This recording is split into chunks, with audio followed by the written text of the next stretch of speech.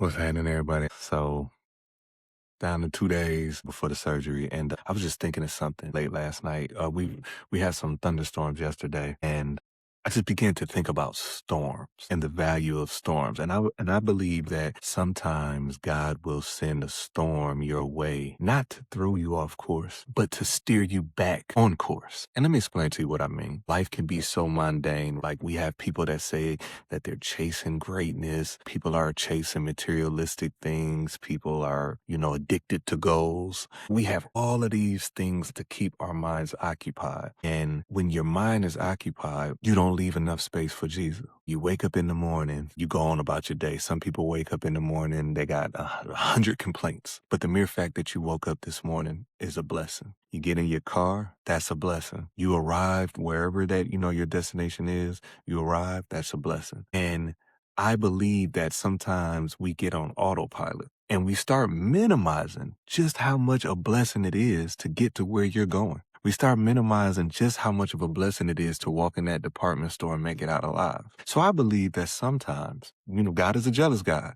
And I believe that sometimes, God looks at certain situations and they start thinking he starts being like, you really think you did this on your own? You really think that you got your position based solely upon the merits of yourself? So God has sent a storm. And the problem is, when you're in the storm, God has sent you a storm, but he's also already gave you every tool to survive that storm. The problem is when that storm looks different than what you're used to. See, you're used to a little rain. You're used to a little lightning, thunder. That's what you're used to. But sometimes God is sending the wind. You got this wind, 80 miles per hour wind, and you ain't used to that. So now you're fumbling. Now you don't know. You like, oh, I don't know what to do. But he has provided you everything to do. Sometimes that storm comes because God just want to have a conversation with you. God like, look, I miss you. Like, you are where you are because you came to me and you prayed and you cried and you prayed and you cried. And then it was given to you and I ain't heard from you since. So when that storm comes,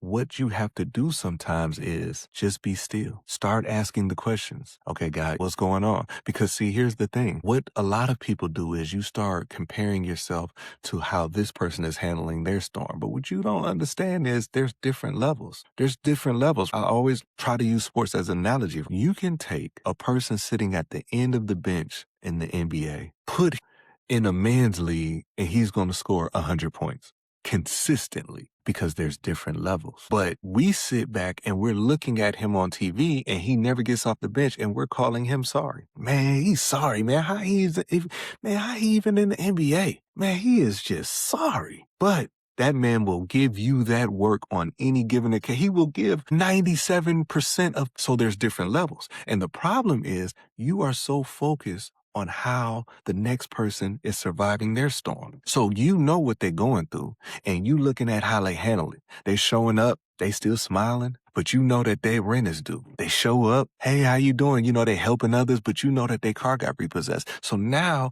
you are comparing your storm to their storm. And what starts happening is you start thinking something is wrong with you, not understanding that person is surviving their storm because they have been through that storm many a times. But this is your first real storm, but you're focused on everybody else. How they going through that? Okay, so I know that I can do it, but your faith ain't up to par yet. And when your faith ain't up to par, you're not going to respond to that storm like this next person.